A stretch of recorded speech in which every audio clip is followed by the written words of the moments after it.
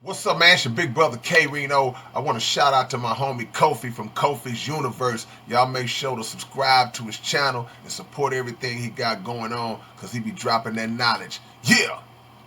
YouTube, salute.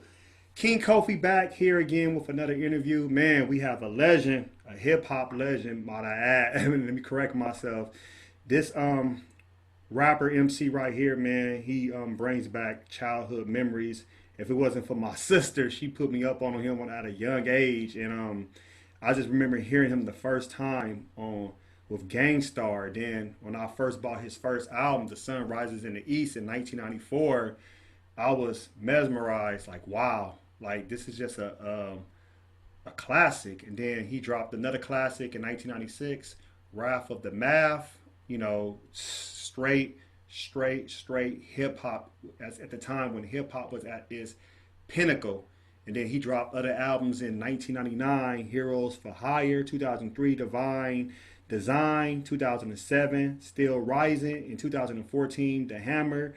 Um, from BK, you know, BK got some hard spitters, heavy hitters out there. And he's all the way right now on the phone from Berlin. So, ladies and gentlemen, boys and girls, man, give it up for the legend, Jeru The Damaja, man. Thank you so much. It's an honor to have you on my What's going channel, on, my man. brother? How you doing, man? How you? Oh, I'm I'm blessed, good. I'm good. man. I'm blessed, man. Just good to hear from you, man. So, first and foremost, man, just what's going on in Berlin? Oh man, I'm just on my Jeru thing out here, just laying low. Everything is good. I mean, it's a lot of different culture. I always like to tell people it's like New York in the '80s and '90s as far as the music scene and all that. And I mean now, with this whole COVID thing, I'm actually I'm blessed to be out here because at this point that we talking, it's only about 6,000 cases of COVID in the whole country. Oh, You know what I'm wow. saying? So things are open. You can go out. You can go. I can go right around the corner. Go to a restaurant. Go to a bar. Whatever. So Mhm. it's the lockdown is not so intense. Of course, yeah. They say all right when you go on public transportation, when you go into to stores and stuff like that, you got rock masks, but it's pretty light. It's not like back at home. You know what Okay. I mean? Okay. Okay. I just want to let you know you have a big following from people in Germany. Like people in Germany, I want to even say like Switzerland. There's some other I mean, Europe countries. I was like, wow. Europe in general is really big on hip hop. You know Yeah. what I'm saying? Like I do a lot of touring out here. I also have my own concert series that I put on called Do the Right Thing in Amsterdam and Barcelona, Spain, where I bring out people like the Jizza, Pete Rock, CL Smooth, Das Effects, Ghostface, um, just Souls of Mischief. Everybody from my era. So hip hop is really big out here in that sense, whereas the taste is a little different. And I'm not even gonna say that. I'm gonna say that it's just a loyal following from the cultural side of it, like from what was back then to what's going on now. Okay. Okay. Okay. Like I said, Jeru The Damaja, y'all. He's on the phone with us. I just want to ask you, and this is for your for people that might not know who you are. That's actually going to watch this interview on my channel. So, can you just give a little, background about yourself, like what made you start rapping, and growing up in BK, Brooklyn? Oh yeah, well, when I was growing up, um, when I was about 8 or 9, I first got introduced to hip hop. My aunt, she had friends, they were MCs and DJs and stuff like that. I mean, in the early days, I couldn't really go to no parties or nothing like that, or some block parties and all like that. But they used to always rap, and I always just wanted to be like them. They were the oldest kids. Like my aunt is the one who really taught me more about rapping and the hip hop culture. And then as I got older, I heard Rappers Delight like everybody else and knew, wow, this is really it. But it was the MC, R.I.P. Jimmy Spicer had a record called Super Rhymes when I was a kid. That all these things influenced me, and I was always good at speaking. I was always good at running my mouth. So you know, rapping. It was just a natural fit.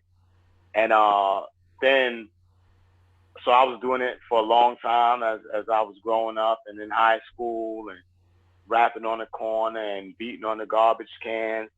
And I got my break when I started to run with Guru from Gangstarr. My boy Shab, who I went to high school with, his cousin used to run with Guru, and he introduced me, and I ended up hooking up with them. But before that, I mean, I used to hang out with the Jizza from the Wu-Tang Clan, the RZA. We would all just be on the corner rhyming. I'm talking about like 88, maybe 80, 88, 89, you know, 87. So I've just always been into it, and I got my big break when Gangstarr put me on a record called I'm the Man. And after I got on that record, I'm the Man, I mean, everything just went from there. You know, we went on tour. We came out here to Europe. The first time I ever came out to Europe, the first time I ever came to Berlin, excuse me, was December 1992. Okay. And I used to always, you know, do sound check with Premier. He would always cut up the Onyx record. Heads up, because he's dropping some shit. So I was like, yo, when we get back to New York, we should do a record, and that should be the hook. Premier was like, bet. And we got back off tour.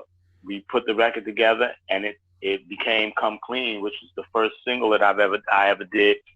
It became a huge, massive success. We put it out on our own because we couldn't get a record deal at the time. Like, I would go around shopping my demo to a lot of different record companies, and they like, we just don't hear it. So Guru, R.I.P., decided that we'll just put it out ourselves, and he created a label called Ill Kid Records, and put out my record, a record by Big Suge, and a record by Group Home, and the rest is history. Come Clean took off. Next thing you know, they playing it on all radio stations, Hot 97, BLS, Kiss, you know, and after that, I dropped my first album, Sunrise in the East. It was an acclaimed classic. To this day, they say that it's one of the 100 greatest albums of hip hop history. You know, if that's what people say, I'm gonna agree with it. You know what I mean? And now, yeah, I'm just here. I'm just living my dream. Yes, I mean, and not being biased, that album is one of the greatest 100 hip hop albums of all time. No lie. I mean, like I said, when I first heard that album, from the beginning to the end, I mean, it's like perfect. No lie. And at that time in '94, you had albums like Illmatic coming out. You had Ready to Die that dropped. You had a lot of great albums that, you know, that came out that time. So when you released your album, I was like, wow, like it came, like I didn't see it coming, but I was very thankful for that type of album to come, because at that time, especially in 1994, you can correct me if I'm wrong, you had to bring your A game. You couldn't play around. Yeah. You couldn't come with the half-ass stuff. You got to bring your A game when you're dealing with the elite lyricists. 93, 94. I mean, you know, back then, I feel like all lyricists were elite lyricists, right? Yeah. Because everybody wanted to be better than everybody else.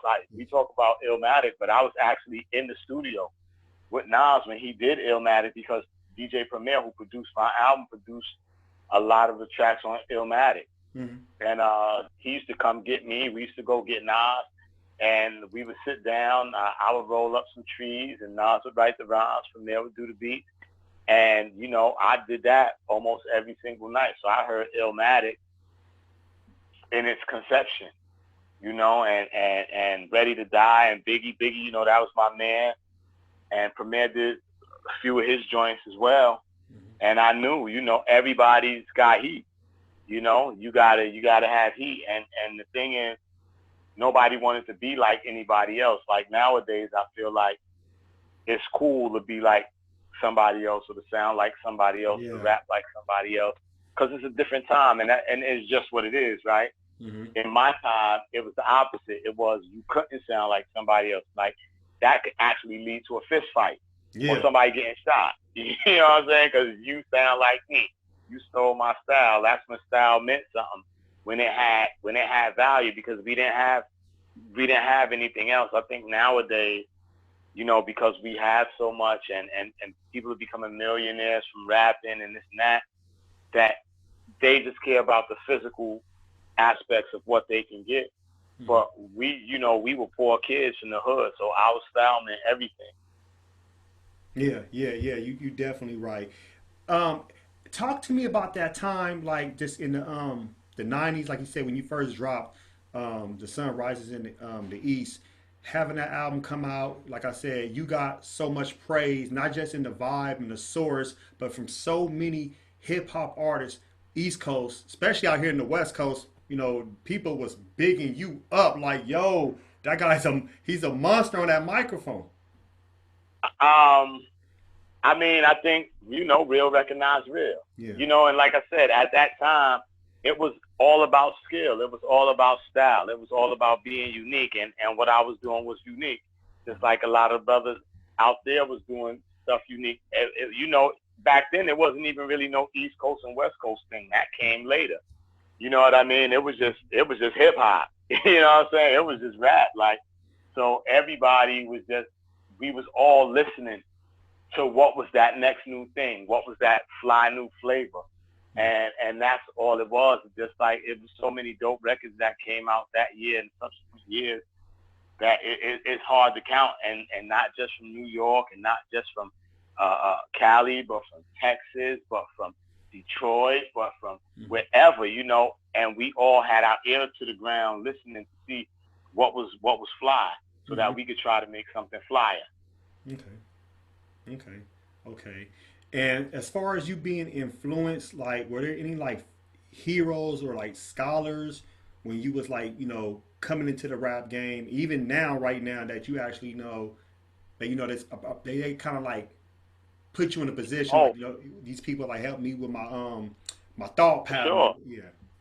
For sure. I mean, as far as rapping is concerned, Coochie Rap's one of my favorite MCs of all times.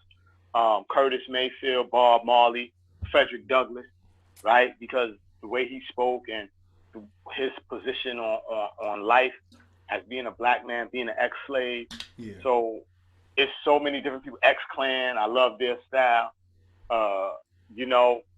It's so many. Big Daddy Kane, Brooklyn in the house, Yes. all day, every day.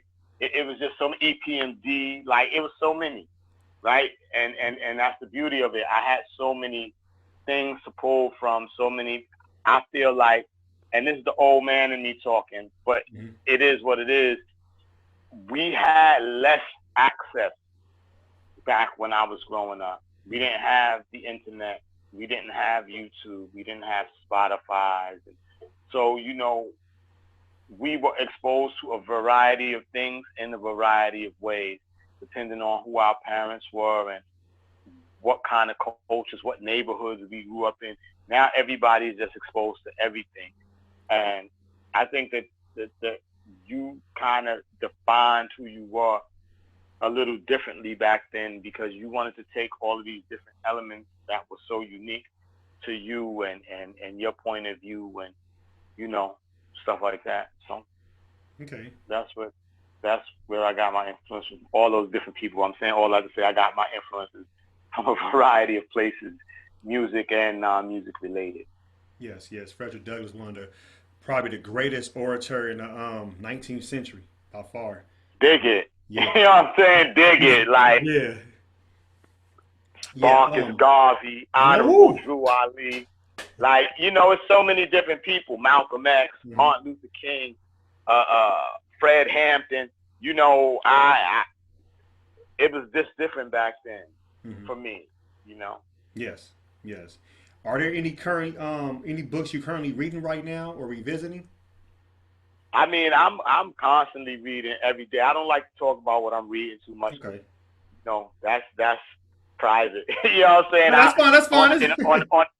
On the private side, I'll hit you up and let you know if you want to partake in some of the knowledge. But I think that you should really guard the things that because you don't know who's out there, who's watching, who's listening. Yeah. I used to sell books back in the days. Me, my man Master Killer from the Wu-Tang Clan, he used to come hang out at the book table. Jizza, We sell books in Manhattan in front of Urban Outfitters on what's that, Avenue of Americas. We had our first book stand out there. So I'm always reading. I read a lot of different books.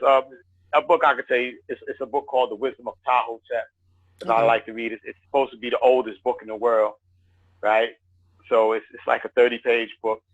Yeah. And it's about a guy who he's like this minister, and he wants to retire, but in order to retire, he has to get a replacement. So he's giving his son a test in front of the Pharaoh to show the Pharaoh that he's ready to take his place. And it's a good book. You know, it has a lot of little jewels in there. Like, for instance, he says in not so many words, if you marry a hoe, let a hoe be a hoe. You know what I'm saying? Like, it's real funny. It's like, I'm like, wow, that he said that like how many thousands of years ago? Like, he really said that. He like, yeah, if you marry a good time girl, you know, and everybody know her, leave her alone. That's how you got her. You know what I'm saying? You can't change it. And certain things. And he said something like, you know, a hungry man is going to always complain. Right? Like, things like that. And you never sit down at another man's table and complain. You take what you get. You know? So it's a jewel. I think that book would be a jewel for some people. Everybody knows The Art of War. I could talk about these books. I can't talk about my secret books. You know what I mean? But perfect. No, that's fine. Perfect. Thank you. Right. I could talk Art of War. Everybody knows The Art of War by Sun Tzu. And it's many different books called The Art of War, written by many different people. Sun Tzu, Sun Pen, Wu Chi. It's a lot of different people that wrote books called The Art of War. Most famous, though, is by Sun Tzu. Human, All Too Human by Nietzsche. You know, I read a lot. I read a lot. And I'm loving the fact, I'm loving audio books, yo. Oh, my goodness. Yes. I'm loving audio books. It's the bomb. Yes. You know? Yes. The two books you mentioned, like you said, The Art of War by Sun Tzu and Ptahhotep. Yeah, that book, one of my mentors, he recommended me to buy that book like 7, 8 years ago. I have that book in my library, so yeah, I love that book. But I'm glad you said that as a reference, so if people looking at the interview, like, oh wow, so you know. But like you said, the other books is very like private, it's confidential because some things, No, I agree with 100%. Now, like I said, you as a great MC, a legend. Who are you away from the mic, man? So we can kind of know, like, are you just more like a chill, laid back type of person? Or are you more just, Oh, I like to have fun. I mean, I like to have fun. I like to have a good time. I joke a lot. Okay. People who know me know that I'm quite funny.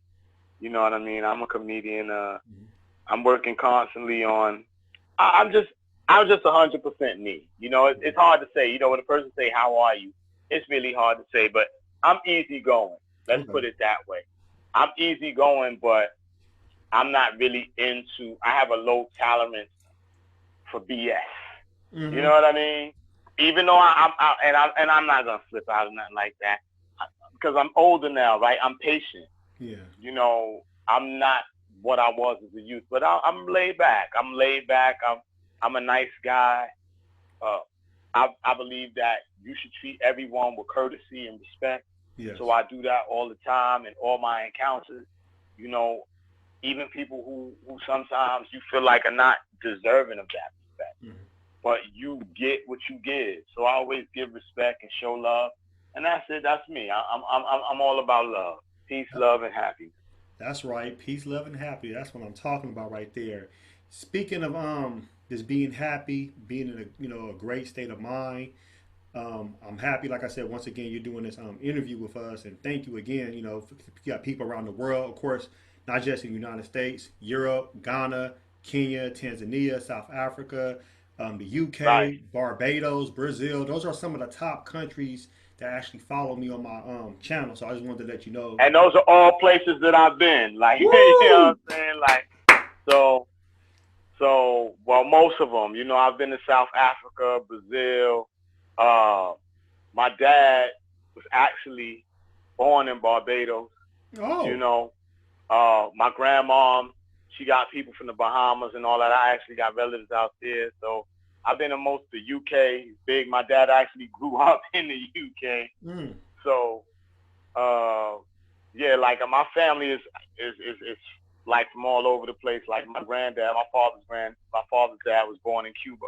Okay. So it's like, you know, I've experienced cultures in a lot of different ways. I've been around. That's what I love about what I do is traveling, because traveling, that's what changes you, right? Because I'm a kid from the ghettos of East New York. I grew up in the 80s when crack came out, and I grew up in that environment, you know, guns, drugs, violence, and I escaped all of that through the music, through the use of my intelligence, through the use of my words, you know, and my mental fortitude.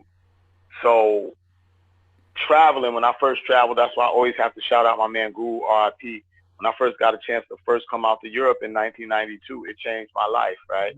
Because I got to see people that I wasn't used to seeing and cultures that I wasn't used to, you know, imagine that. You a kid from Brooklyn, you 20 years old, 21 years old, you out in Austria, you out in Vienna, you out in Prague, the Czech Republic, you in Berlin, Germany, things that you've seen in history books or read in encyclopedias, you actually there, you hanging out, smoking some weed at the Eiffel Tower.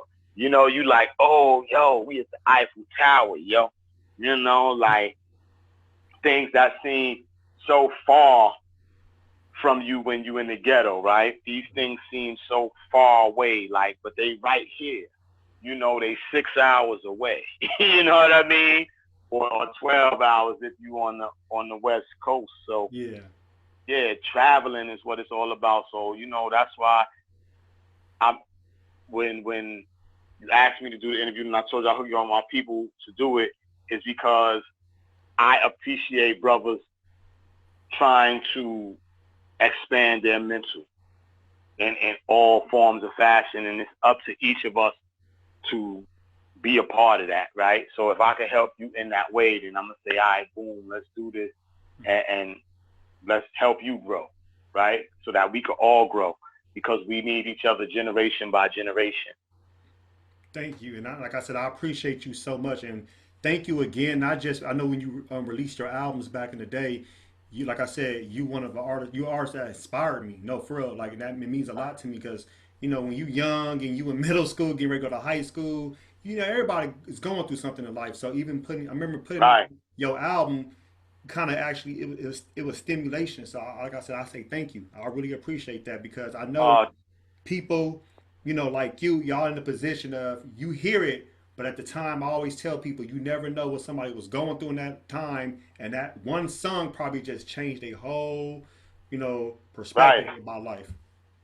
Look, I've had a time when MySpace was out, and a guy, he wrote me and he said, you know, he really loved the song "Can't Stop the Prophet." He said, listen, before I go on, let me tell you this, that I'm paralyzed from the waist down. And the reason that I'm paralyzed is because I got shot in the neck. And he said, while he was laying there dying, he was singing the lyrics to "Can't Stop the Prophet." And that kept him alive long enough for the ambulance, and it saved his life. And that touched me in a way that nothing has ever touched me in my life, to be like, wow, a person is dying and they thinking of you and something that you're doing to strengthen them, you know. And that's what I feel like the music is about. And that's why I always try to keep that aspect in my music, because I never know who it's gonna touch. This is not just for me. My gifts are not just for me. I was given these gifts in order to share with the world, to make the world a better place if I could, you know. And that's what I'm on. That's why I got my new record now. It's actually coming out Friday. It's called Power, the same thing. I'm you know, using my voice to say something, because, you know, the world, look what we're going through right now. And it's not the first time. It's not the first riot. It's not the first pandemic. It's not, it seems much worse now, though, because we have social media and all of this. But, you know, that social media can also be challenging and pressing on your soul, on your spirit, because you're seeing all of these different images and all of these people's opinions all the time. It's basically telling you what to think, right? And how to think and how to feel. So I come to break it up a little bit and drop some jewels on them. So, that's where it is. So everybody who's listening, check out my new joint called Power. It's coming out on Friday. It'll be on YouTube. It'll be on my channel. So I guess Kofi gonna link it. Yes, And I'm gonna make sure I link that, and also I will be doing a reaction to his new song. I'm gonna definitely do a reaction to everybody, so that's mandatory. Dope.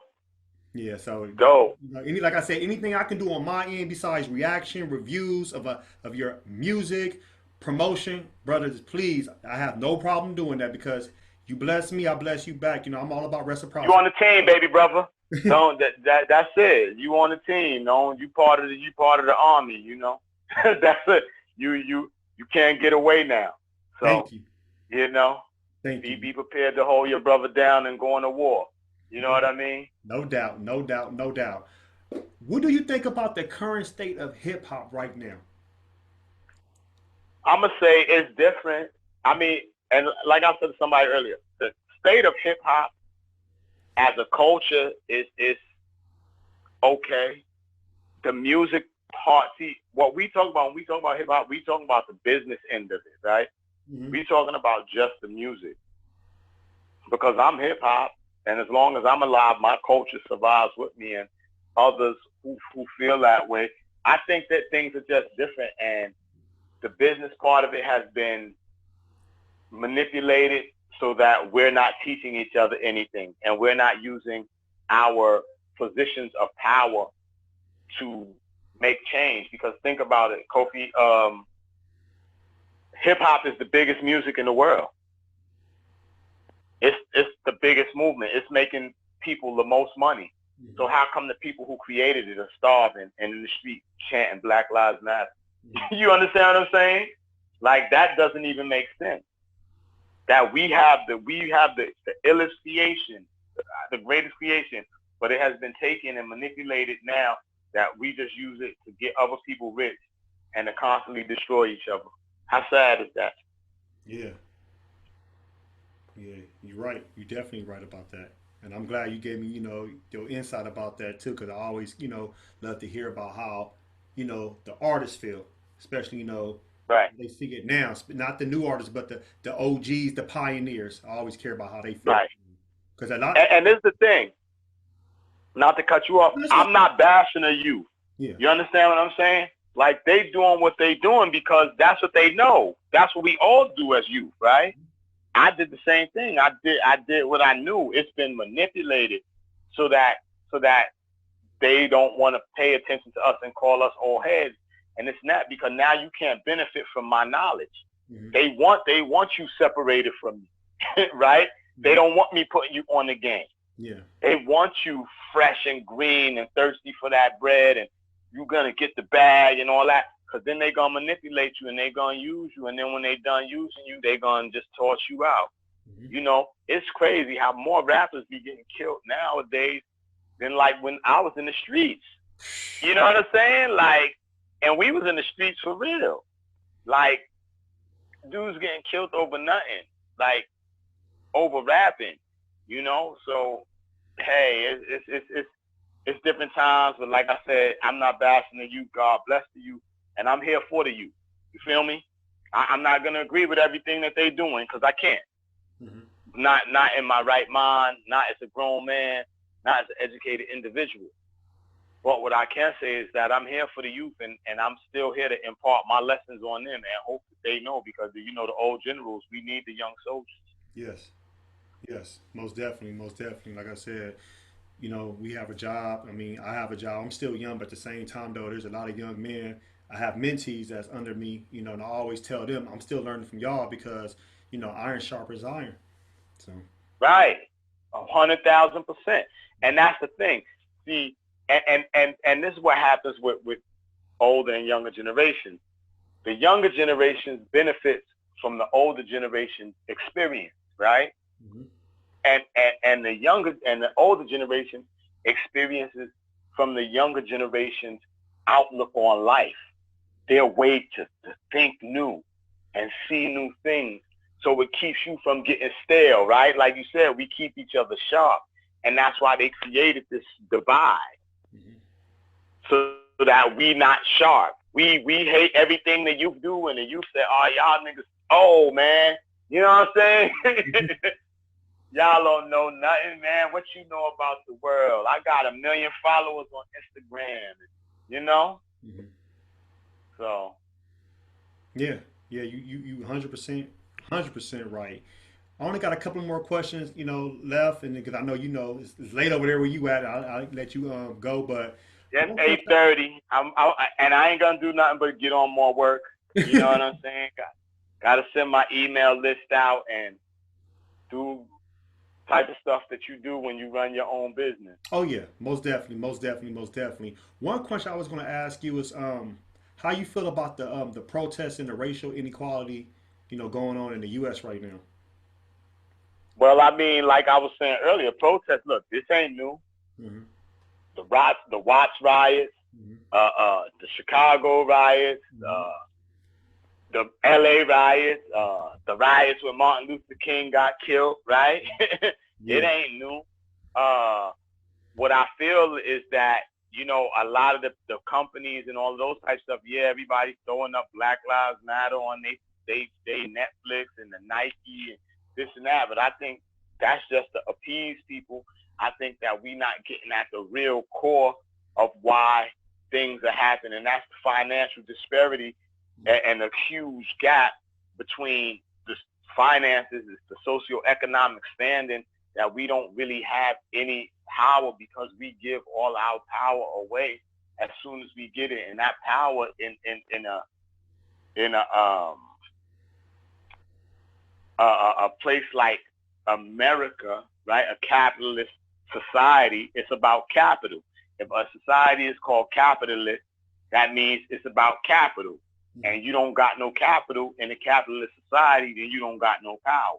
Mm. And I think that's what it's more about. That's why, they destroyed Black Wall Street and Rosewood and all the many other places like that, because people started to get a financial come up, a financial ground. That's why, see, the reason that we the way we are today in America is because we don't have the socioeconomic standing that other groups have, mm-hmm. right? The Chinese ain't getting pushed around not because they tougher. They not getting pushed around because they got more money to throw around, right? Because they keep their money in their communities. Mm-hmm. And, the Black money, once it comes into the Black community, it's gone. Second, it don't pass from hand to hand. It comes straight in and goes straight out to Nike or Adidas or whoever else. And that's why all of these companies are saying, all right, yeah, everything, please don't, let's get back to normal. Let's everybody get back to spending. You see what I'm saying? Mm-hmm. I got something for you. Imagine this, Kofi. If every Black person in America, and I'm not on no black and white thing. Let's say that now too. It's not about Black and it's not about white, but it is about white supremacy and racism, mm-hmm. right? And that's what that's dealing with. So just say the oppressed people in America right now, who are the so-called Black people, because that's a social construct that was created by the white supremacists as well. But let's say so it's what they say, it's 43 million Black people in America, right? Imagine if each Black person put up $1 a month to a specific cause. In a year, it'll be $500 million. Just $1 a month. That's $12 for each person. Yeah. How crazy is that? It's beyond crazy of how we can actually get ourselves out this economic castration, we're in. How crazy is that though, son? For $12 a month, but we not organized enough, and we don't. Every brother ain't a brother. Skin folk ain't always kinfolk. You dig it? So we know this. right? But if we could organize and everybody just put up $1 a month. So even if you dead ass broke, if you can get $1 a month, you could be a homeless person. If you can get $1 a month, you could be a motherfucker in prison. If you can get $1 a month and all put it towards one cause, in 1 year we can have $500 million because that's $43 million every month, right? We can have it just like that, man. So that's not $43 million every month. So $500 million is what, 500,000, right? 500 million. 500 million. Right. So think 12 months so 43, and my math is not that bad. 43 times 12, right? But that million. You see what I'm saying? It's like $500 million. Yeah. And that's one thing I know I know and I talk about all the time is we our economic power. It's like everything you're just saying right now, just like that will help and put us in a better position. And I've also told people that us having alliances with different like African countries, people in the Caribbean, stuff like that. That's something I feel like I know we're kind of moving to that. I see it happen. I see people with their dual citizenship going to Ghana, so which is good. And we've always made those type of alliances, even in the civil rights movement, the Black Power movement, even when Marcus Garvey was around, even before that, because even in the 1800s, we had certain certain scholars that was actually in the U.S. Linking up with certain people in Africa or the Caribbean, whatever. So we'd always had those alliances, but those alliances actually help so much because, I feel like we just need to continue to connect, but actually having our money support and to help us because, a lot of people, they're starting to now see Tulsa, Oklahoma. A lot of people are new to that. So they're looking like, wow. Right. Yeah. Look, check this out. Mm-hmm. And not only did you got to have alliances with like-minded individuals, because there's a lot of like-minded individuals out there who ain't black. Yeah. That's why Fred Hampton, that's why they killed Fred Hampton. That's why they killed Martin Luther King. Because unity is the enemy of chaos. Mm-hmm.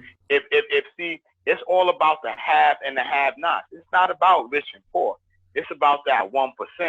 And that 1% keeping motherfuckers confused, thinking that it's about black and white, right? Because see that whole thing that came from when slavery and all that stuff was ending, and the slave owners and people like that and the poorer classes of people, they gonna rise up against the rich class people, but they say, hey man, we can make them think that they white like us and they better than and the black man is below them. They gonna protect our interests. But that's why Fred Hampton,